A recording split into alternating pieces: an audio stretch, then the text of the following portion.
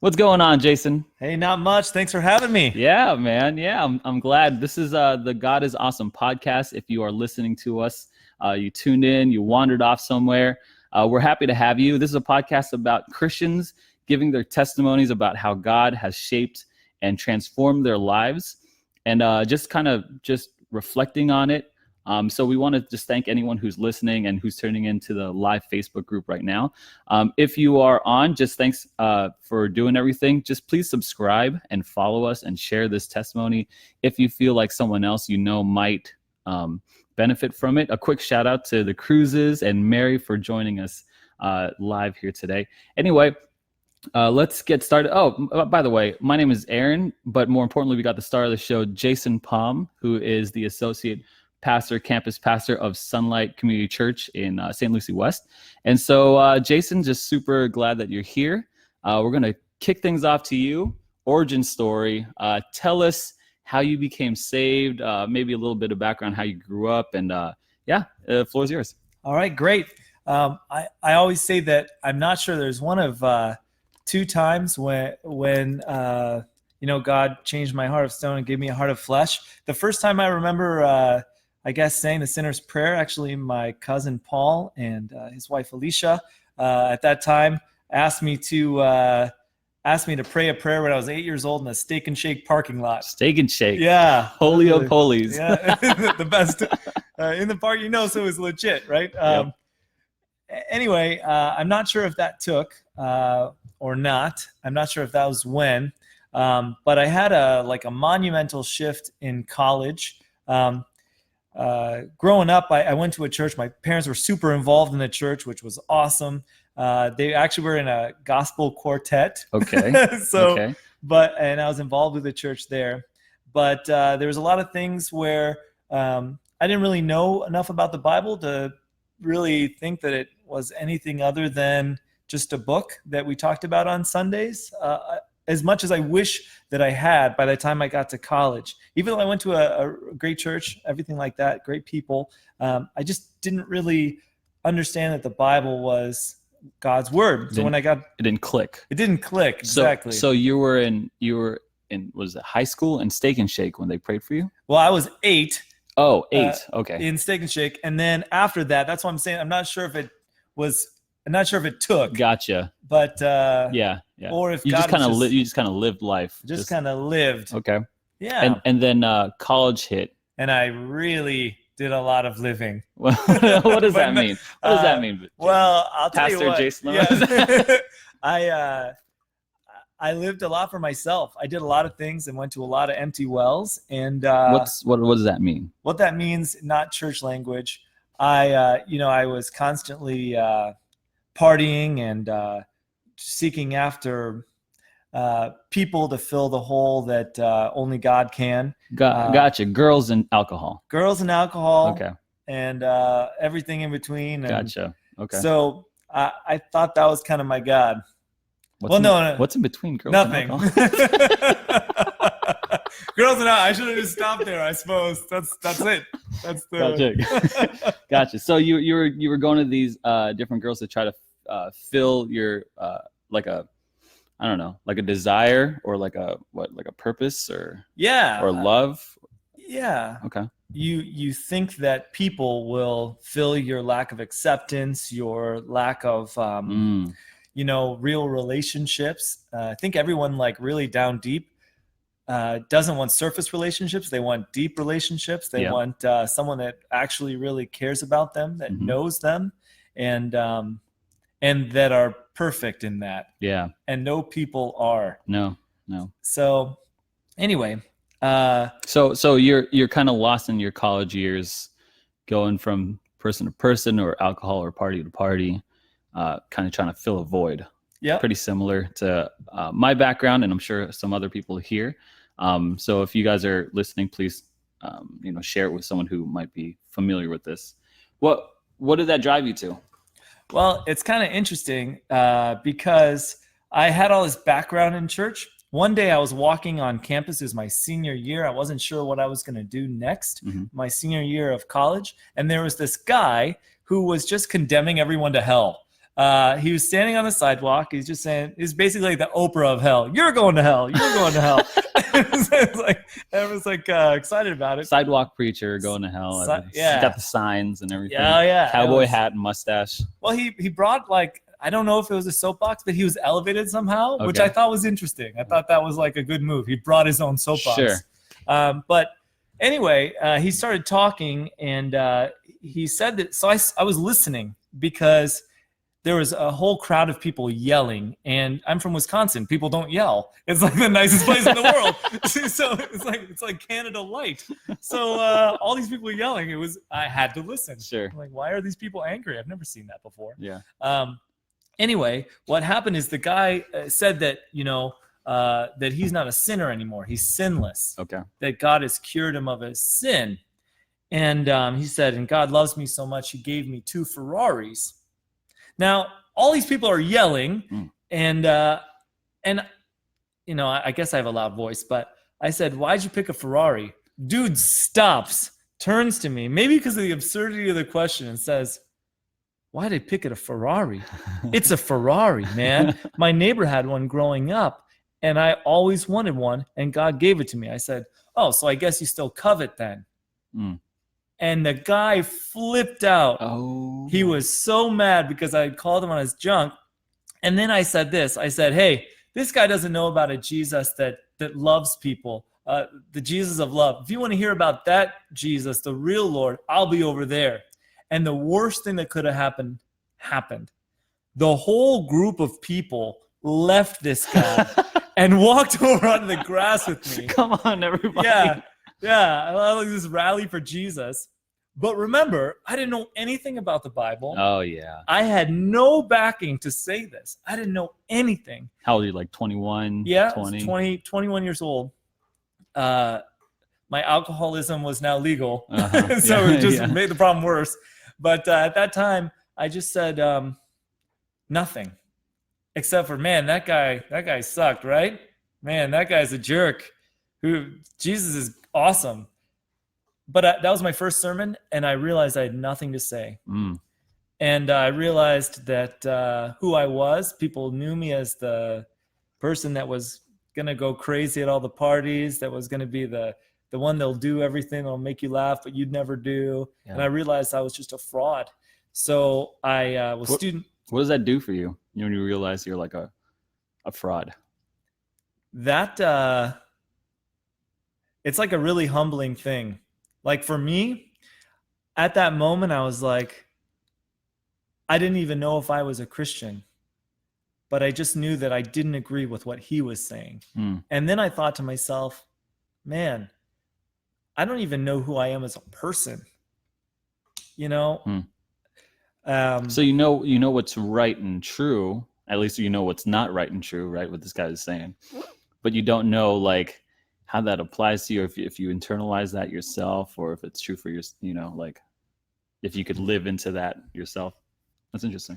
Yeah, it was like. Is that like a crisis of identity? It was a crisis of my whole identity was rooted in things that I didn't even know about. Right. You know what I mean? Like, I don't know if that makes sense, but my partying and all that stuff, I'd become someone that I wasn't. Right. I just didn't know who I was at all. Right. I knew instead of being a man and like changing then, I threw a dart at a map. What does that mean? I literally threw a dart at a map. Not like metaphorically. I physically threw a dart at a map on where to move. Did you watch a movie or something and that was like the idea? Or nope. Do they do that in Wisconsin? Is that like how you decide stuff? It was like the premier version of escapism. Like, okay. So, hey, I can't change here because I'm not like brave enough. Yeah. Where can be a place where I can start over? Interesting. So like after college, you're like, okay, I'm just going to start over fresh. Yeah. I took a job in Port St. Lucie. I applied because the map, I was a teacher for a decade. It hit Palm Bay, but my last name is Palm. I didn't want to be Mr. Palm in Palm Bay. Of course. So I went down to the next. I'm just surprised that like it landed on land. It was in the ocean, actually. Oh, really? Okay. So it was like to the right. I mean, I tell the story that it hit Palm Bay, yeah. but it was off the coast. Oh. So The Gotcha. true story. Yeah. You hear it here. Gotcha. And Yeah, so I aimed low on purpose. yeah, Well, I'm not gonna lie. yeah, like I'm gonna go to Florida. Yeah. So okay, gotcha. Yeah, I could have ended up in Alabama, but Yeah. I didn't. So you're in Port St. Lucie now. You decide not to Palm City, or Palm Bay. You moved to Port St. Yep. Lucie. What happens there? It was interesting because I came here. I didn't know anybody. I literally was only here for a weekend when I got my apartment and did my interview. That was the only time I'd ever seen this place. Okay. And Sight unseen. Sight unseen. And but it was somewhere else. And to be honest with you, I was super depressed and lonely. It was like I went from the life of the party to having no one know anything about me, and I didn't know who I was. I used to go all the time. It's so sad. But so, on TNT, they have those movies and there's commercials like every 5 minutes. So I would go to the gym just to be around people. I remember my lowest point. I watched 21 rounds with what's that guy's name? It doesn't matter, but he's like some WWE guy. He was in a movie on TNT, on TV. I sat there on the elliptical. I watched the entire movie just to be around people. 4 hours on an elliptical, just so that I could be around other human beings. Yeah. So yeah, it was a pretty low point. Yeah, I'm sure. So where do you go from that? Like, you're depressed, you have no friends, you know no one here, you know nothing about the town. It's actually a small town, Port St. Lucie. Yep. So and there's 10 years ago it was smaller. 10 years, there's nothing to do. What happened? What changed? Well, or what started to change? I think my first friend, here's what happened. It involves Sunlight Community Church here. I've been trying other churches, and actually there's some funny stories about other churches I tried, but the moral, without dragging anybody through the mud, the moral is no one had ever said, a lot of people said hi to me, but that's it. They didn't care about me as a person. I'm used to just somebody that doesn't really know who I am. Sure. And then I woke up late on Easter. I'd been going to another church. So on the way to the gym that I spent a lot of time at, only because I was so lonely, there's this church that had a 10:30 service at that time. I woke up late and I was like, who has service at 10:30? I go to random time. Yeah. But since I woke up late on Easter and I lived right in St. Lucie West, I came here, I sat behind a family, and that family, the mother of that family turned around, said hi to me. I was used to that. But then asked me where I was from, how I got here, and invited me over for dinner on Easter. Do you want to just come over? And she had like 2 beautiful daughters, and so part of me was like very tempted to go. I'll go. Yeah, with them. Yeah, but I didn't go. And later on, I found out that. That family that was in front of me, I became close friends with them. And I started coming to the church over and over again because Scott, the pastor, a senior pastor here, was talking about how the Old Testament and the New Testament are the same book and how it goes back and forth and talks about that. I'd never heard that before. I thought they were 2 separate stories. And all of a sudden, I was super interested in the Bible. The older daughter of those people that sat in front of me went to college. So it was just the younger daughter who was 17. That was a problem. So I didn't, I was like, oh, okay, God, I'm just here for the word then. That's good. And it ended up that years later, actually a year and a half later, after I became friends with this family and I've been going over to the home, they introduced me to their other daughter, who was named Carissa, and is now my wife and mother of my children. That's awesome, man. That's awesome. So, and you've got a beautiful family, beautiful wife, beautiful in-laws, and all that. Oh man, it's awesome. I just have super blessed, the most unbelievable family. That's the difference I often think about of a church that's warm versus a church that's welcoming. Like there are churches that said hi to you and they're trained, just like Sunlight here, and we're that's welcoming, right? It's just like, hey, what's going on? Being nice and stuff like that. But warm is like what your mother-in-law did was try to invite you and then like try to get to know you and stuff like that. I really appreciate that. And so to the community of Sunlight, I mean, good job, especially Amy Costant. I mean, just people being warm and friendly. We hear that often. People saying just so warm and loving. Okay, so I want to back up to the Bible part. Sure. What happened there? Like, why was that such a revelation? How did you get involved in like understanding what the Bible was in your life? Like, tell me about your growth in your faith. Sure. Well, first of all, growing up, I'd always heard that the Old Testament was when I'd bring stuff up, like, hey, there's some inconsistencies on this. Why are we saying that this is okay now, or that none of these laws apply? Why are we saying that? And I would always hear, well, that's the Old Testament. Now we live in the New Testament. And so I always thought they were so different. And Right. Remember, I had not read them in order to know any Right. of the difference. Yeah. You thought the Old Testament was irrelevant. Exactly. Okay. And then actually, I remember the sermon that changed my life. Scott was preaching on Numbers 21. Mm-hmm. It's interesting because it talks about the snake in the wilderness. And it's this story where the Israelites are in the wilderness. They're grumbling. There's these snake. God allows these snakes to come, these vipers to bite them, and they're grumbling. And then they cry out, hey, we please talk to God and tell him we're sorry.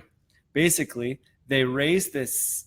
God instructs Moses to build a staff with a serpent on it, Mm-hmm. a bronze snake, and hold it up super tall so that anywhere in the city, when the people got bit, they would then look up and see that snake and they would be healed.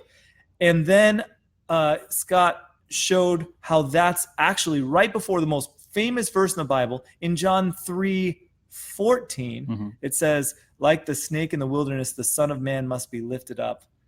And then it goes on to the most famous verse. So this idea is, once you realize you're bitten, you look up, Right.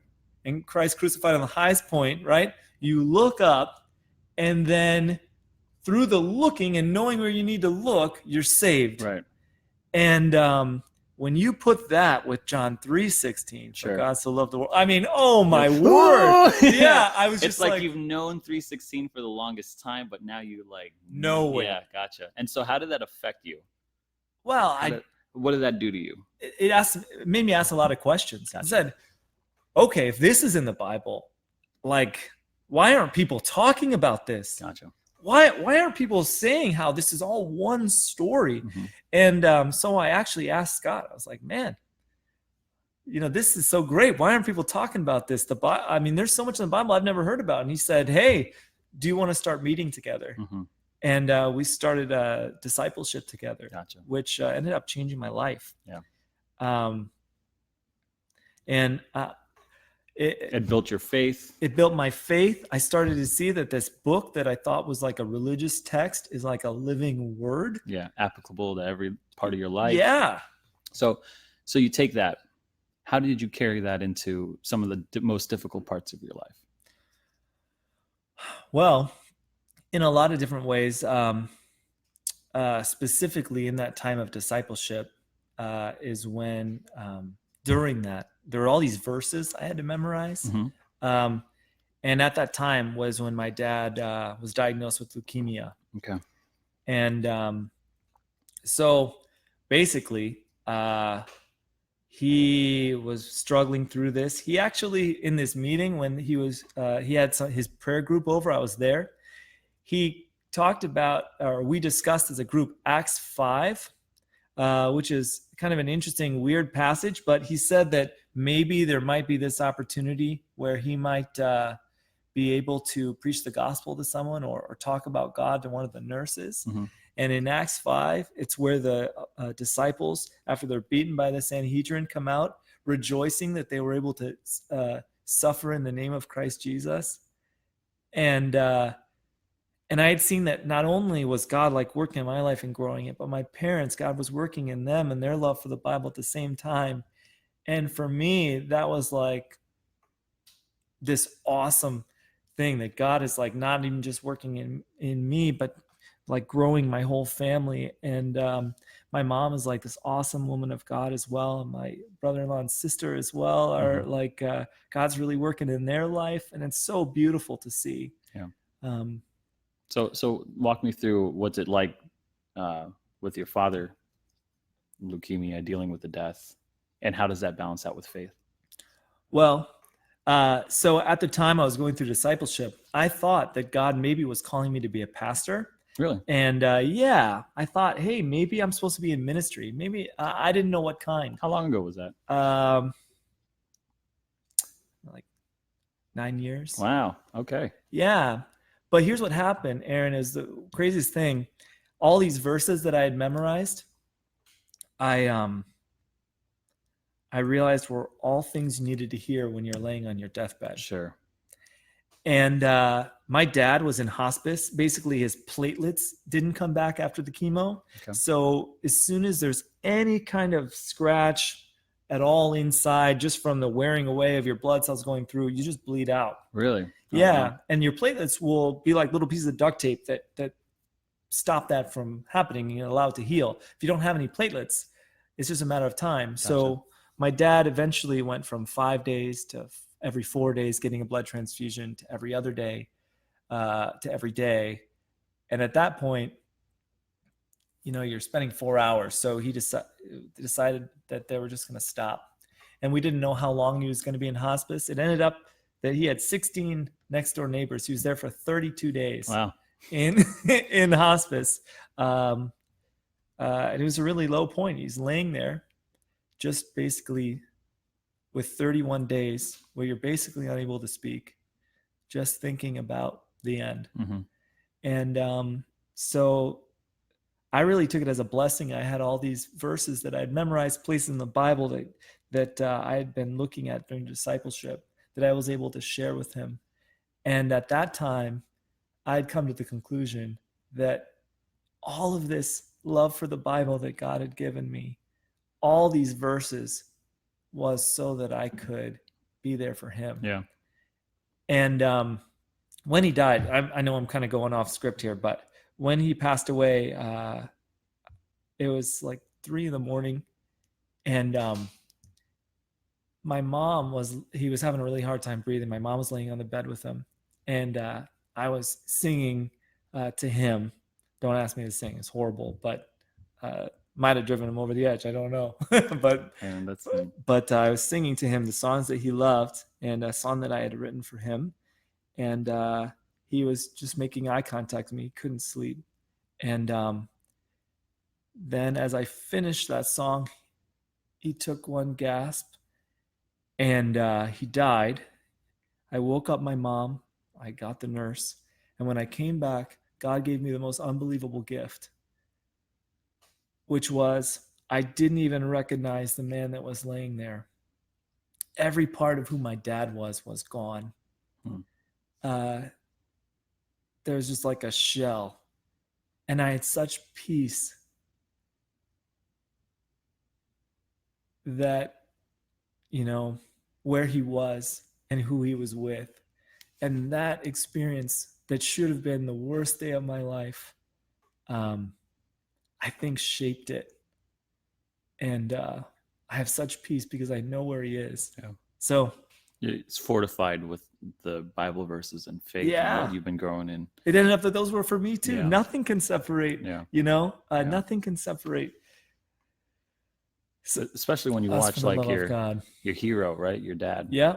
The guy could do everything. I only beat him at darts one time, and that's because he was like on chemotherapy. Yeah. Like that's the only time I ever beat him. He's so good at everything. Yeah. So yeah, it's funny. Yeah.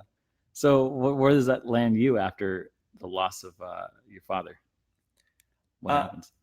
Well, it was kind of interesting because I was a little shaky with stuff, but solid in my faith. What does that mean, shaky with stuff? Well, I just had you feel really alone when you're sitting there. I left I left like 2 times, I think, in 30 days from my dad's side, and I just felt really alone. And so when you're feeling those kind of emotions, you want to, put them on somebody else that, actually, sorry, you, Aaron, texted me, and I remember the text while I was in those 30 days. And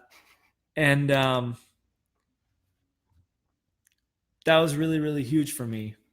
But 30 days seems like eternity when you're in a hospice room. Oh, of course, yeah. But doesn't seem like that probably if you're living your life. And Yeah. so I felt like I'd convinced myself that I'd been abandoned.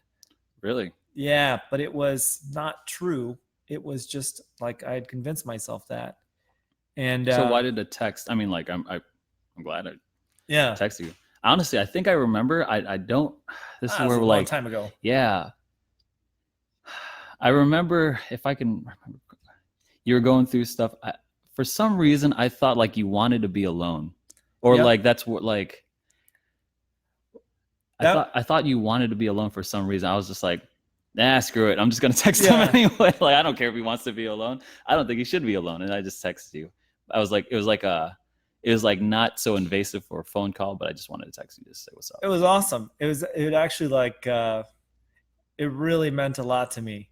But there was some kind of thought that maybe someone had articulated at one point that I didn't want people to call me, or I wanted to be alone, and so that's what everyone kind of thought. Oh, so someone like it was a miscommunication. Gotcha. Someone said like, oh, okay, he wants to be alone in his grief. Yeah, that's never good. No, that's never good. It's not good. That's never good. You know what's crazy about that's the worst thing. I know I think I'm not going to quote you perfectly, but I think you said. I say a lot of things, man. I think you said in the text, and this is how like much it meant. I think you said in the text, I just want you to know that God is there for you and he hasn't forgotten you, or something like that. And for me, like, especially the way that it was worded in light of that feeling, I was like imagining in my head, like, was really powerful. So yeah, that's just like Holy Spirit stuff. Yeah. Right? It's like using his people and stuff like that. Well, it's cool now because I get to be in a position where I can use that in ministry to make sure that no one ever feels like that. What do you mean use that in ministry? Well, what I mean is, like, sure, that was something that was really hard. But now with my position here, that God eventually called me to be a pastor, which I don't know why, but I'm super glad. God has a tendency of using people that are not worthy to be in a position, people that are broken. What is it? He only uses broken people because that's the only people he has to choose from. Yeah, all the time. So it's awesome. But now I get to be in over a bunch of different ministries. One of them is visitation, and making sure that people know that they're loved when they're going through things like that. And I've been able to sit with people when their dads are dying, or their moms or their grandparents. Yeah. And that's some of the most like holiest places too, right? Like it's when people are like, you have no other distractions other than like life and death and God and what you believe and stuff like that. Exactly. And you have to think about it. Yeah. Because just like 32 days when you're living your life, there's so many things that are distractions that make you not think about the fact that this isn't our home. Yeah. And as soon as you're in that, you see death, you have to like internalize it. Yeah. So God has like used something that should be the most tragic event in my life. And it's very hard. I still miss my dad every day. I try to call him sometimes still, which is weird. Really? I'm sure if you guys out there have had someone that you've lost, you forget sometimes. Yeah. But the thing is, like, God was able to use something that should be terrible to like help so many people. Yeah. And if I think about where my dad really is, at worshiping around the throne, with no more crying, no more pain. I think about that. If that's true, then God was able to bring him home and help a lot of other people in the process. Yeah. And it's just a different perspective. God gives you a different perspective. It's a very sacred place that like now he's in a better place. Like right now he's in a better place worshiping. But then you get to help. You get to use that truth. That truth, that thing you experience, and like enter into other places with like empathy and a certain level of understanding and love. Yeah. Yeah. That's incredible. Yeah, so let's talk about this ministry. So how did you get called to being a pastor? How did you start there? Yeah, I mean, we talked about it a little bit right now for People are curious. So what's it like being called to being a pastor? Well, I'll tell you what. One thing that's super important, and I'm so glad that I have this medium to tell people this through. The first thing about when you're called to be a pastor, you have this like weird thing where your insides don't really match your outsides. What does that mean? What I mean by that is like, okay, now I'm a pastor. Like yesterday I wasn't, but today I guess I'm a pastor. Real quick, what were you before? I was a teacher. Gotcha. Yeah. What subject? Of science. Okay. Yeah, I taught middle school science and 2 years of 5th grade as well. Gotcha. And you were a pretty good teacher. I loved it. Yeah. If I didn't feel called to this, I definitely would still be teaching. Yeah. I think I was a lifer. For some of us out there, Jason and I go way back, and if you can't tell, but I remember him coming up with like experiments, like telling me about experiments, like with his bass guitar, about like music and Waves. and waves and all this nonsense and like space and all this nonsense. Now I'm not like a scholastic person. Scholastic. Whatever. Just expose that to the world. I'm just not. So this guy just got a master's degree in divinity, so he's kind of a scholastic I'm person. not any of that, man. No, this is not me. But I appreciate like someone who is passionate about their field, passionate about what they're passionate about, and articulating and all that. So he was a phenomenal. He's being very modest and humble. He actually like won awards and stuff, from what I understand. But so you're getting called away from something you're passionate about, something that you're good at, something that you love and that you have experience in, into a field that I'm a pastor now. Tell us about that transition. Well, I'll tell you the hardest thing was when you come from a field where, I was doing trainings as a teacher. I like training other teachers how to do stuff. Okay. Not all the time, but I was, and I was a pretty good teacher. Yeah. I loved it, and that's, I think, what it takes. I love the kids.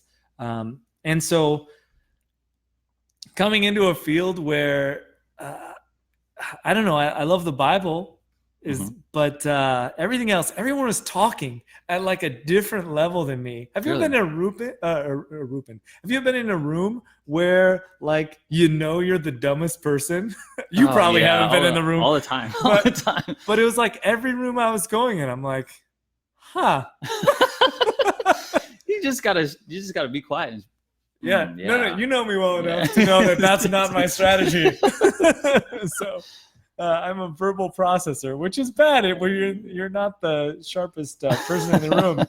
But so it was really, really humbling for me. Like I'd kind of got this cocky attitude because I felt like, interesting, that I was really, like in the teacher's world. Yeah, you were the Mac Daddy. You were the guy. If I would have asserted myself, I could have like done something. But okay, so it was at first humbling then. Yeah, so humbling. And then there was like, especially with the position I'm in, there was just like a lot of confusion because it was a new spot. Mm-hmm. And so that was really, really tough. Yeah. And people telling me, well, you need to do this to make sure that, and so you do that thing, even though you don't think that thing's a good idea. And then all of a sudden, everyone's mad at you. So you got like, you're missing context and you're missing like application and whys. Did you get like, was there training for you? Was there like, what did you do to like help that process along, or what happened to help that process along? Well, our denomination is really awesome. And one of the things, before I was able to even preach here, I had a process through a license to exhort. Mm-hmm. Then I went Explain that real quick for sure. Basically what it is. Non-churchy people. Yeah, I know. Why am I saying all this jargon? But here's the deal. Like, if you're going to stand up in front of people and preach the gospel, it would be like really good if you kind of knew what you're talking about. Sure. not like the Jason of 21 years old. Yeah. He would bring people over from, you don't want 21-year-old Jason and be like, here, preach. Yeah. Because he's got nothing. I mean, maybe he's got something to say, but it's so helpful. Like, there's this inward calling and this outward calling. And so, like, you feel like, hey, this is something I'm supposed to do. And then people affirm that. So the license to exhort is you're studying, you're reading the Bible and learning, and they ask you some questions about, your walk and the Bible, to make sure you're coming from a point that makes sense, and that you have an understanding of the Bible before you like lead people down a path maybe you should have never led them down. Gotcha. And so licensure to exhort is a bunch of pastors just saying, yeah, this is not 21-year-old Thumbs Jason. up, yeah. You can preach. Gotcha. Okay. So that helped a little bit. It helped a little bit. Yeah. Then I had an Article 23, which is a churchy term for, okay, this guy is going to be a commissioned pastor in this classis. So basically, let's take, and you went through it, let's take, what was it, like 45 minutes to ask them every question out of the Bible, and they just sit there and answer it. It's like kind of like, no lie, people, there's like a room full of pastors, seasoned pastors, right? And you are at the front with another seasoned pastor asking you questions. Now they're kind about it, but like they'll ask you questions like, what kind of questions did you get? Well, so like who is God? Uh-huh. Well, I mean, I know who God is, but how do I formalize that into an answer? Yeah, God is everything. Like, there's like, why do bad things happen to good people? Yeah. Like those kind of questions, like explain that. Or what is regeneration? What is justification? What is propitiation? Like, and you're like, have to answer these questions. Those questions come up often. Like I know from like the youngest kids too. Right. So I'm so glad I know the answers to those. Yeah. So that training process for like the Bible knowledge and the content was good, but really the best training I guess I had was dealing with people. God taught me this unbelievable truth, and I don't know if it was like an audible voice or anything, but one time I was dealing with people and it was just going horribly. And I was so like, there's so much sin going on. I'm like, why is this happening? Yeah. And then I had this clear audible voice that shaped my whole ministry. Why are you shocked when sinners sin? And that's some tweetable stuff right there. So that like has changed my life. Like, you're broken. You have these feelings of like, what is God even doing putting you here? Yeah. And there's a bunch of other people who are broken too. Why are you shocked by that? Yeah.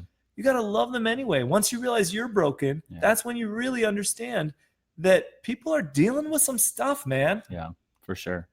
For sure. So if someone's feeling called to be a pastor, maybe feeling inadequate, or not just a pastor, like just ministry in general, like I feel like this is a lot of people where they want to step into ministry, or what rather in a bigger sense, want to step into what God has purposed out for them, but they don't feel adequate, or they don't feel like up to par. Or maybe they did step in and they were like, in over themselves. Like, I feel like you have something to, like some lessons to share. You are not up to par, but Jesus is. Yeah, that's good. You are never going to be enough, but Jesus is. And so, and the Spirit like is working through you. It says in Hebrews 10 verse 14, by one sacrifice he made perfect forever. That's the robe of righteousness we're wrapped in. Those who are being made holy. Yeah. So we're already perfected in this robe of righteousness, this robe of innocence and acceptance by God. That's the life of Jesus. But he doesn't leave us there. Yeah. He works from the inside out to make our insides look like our outsides, the way that he views us. And so you're not worthy. You're not. Yeah. And I think you probably feel that too. Yeah. The one thing. Well, yeah, I for sure feel that, especially with starting out in ministry and even venturing out into new. You kind of get comfortable in ministry because you got it handled, and then like God gives you something else. Yeah. And you're like, don't have this handled. Hold on. But I wanted to say one thing that I've noticed over the years. How long have you been a pastor now? 4 years or so? Yeah, about. One thing I've noticed that you've always had, excuse me, was a weird, nice toughness about you. It was like a weird toughness, like not weird, but like abnormally weird or abnormal toughness. And here's what I mean by that: is that he served in ministry. Jason served in youth ministry for quite some time. And so I think that's where you got your feet wet with ministry, right? Yeah, and the praise team too. And the praise team too. Yep. Yeah. And I didn't really see you deal with too many ministry problems. I didn't see it. If you did, I just didn't see it. But then you got to the pastor position, and just so you all know, this man, Jason, he deals with a lot of stuff at the church that no one understands and no one wants to deal with.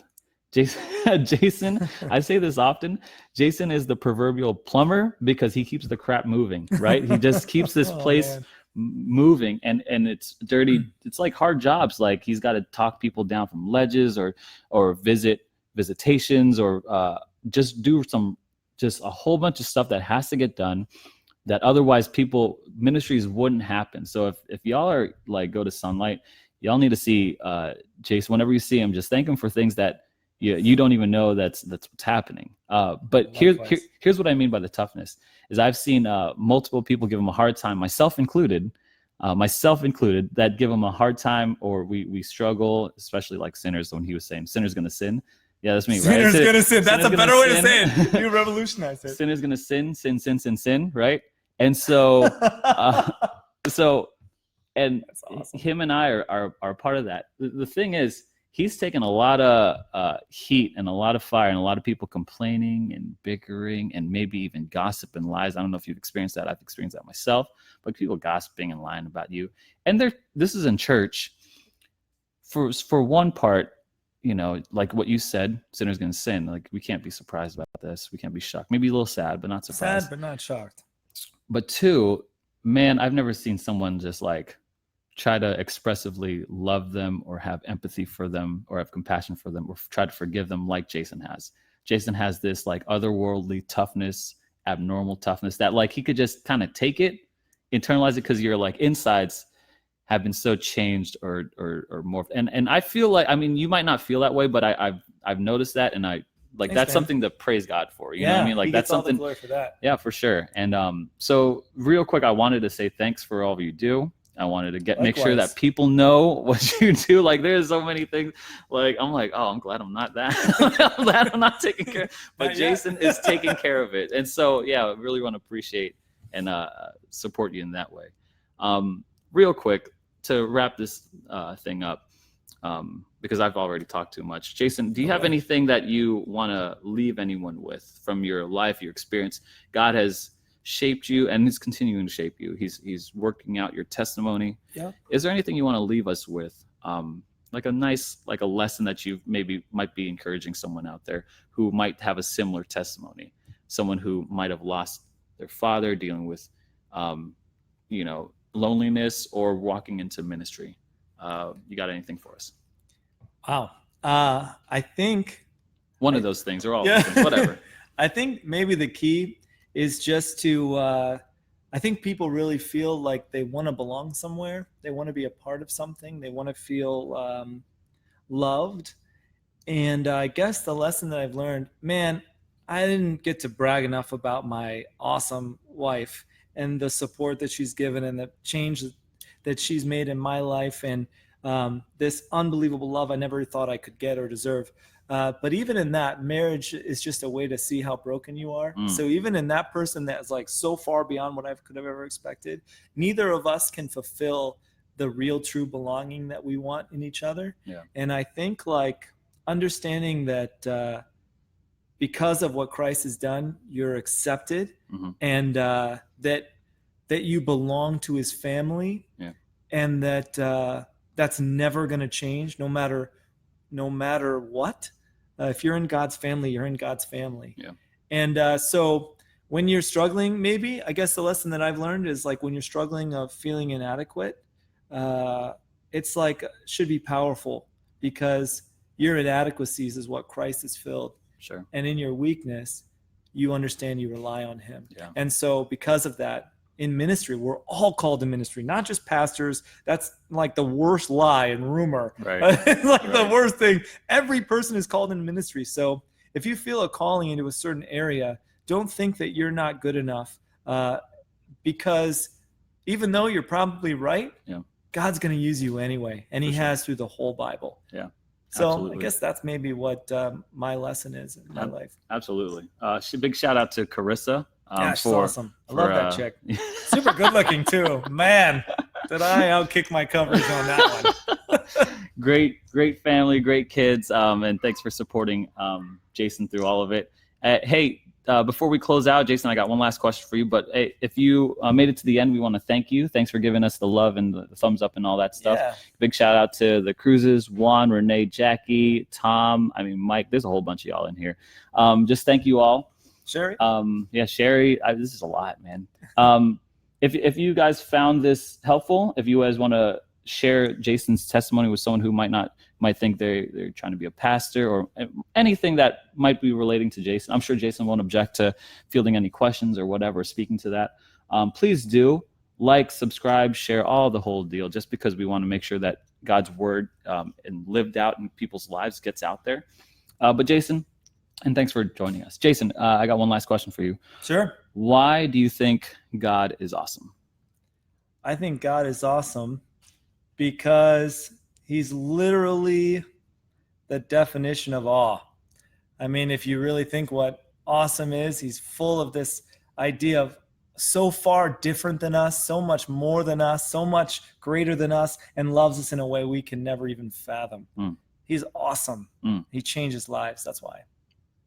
That's some good stuff. Thank you guys for joining us today, and we will see you guys next time. Awkward.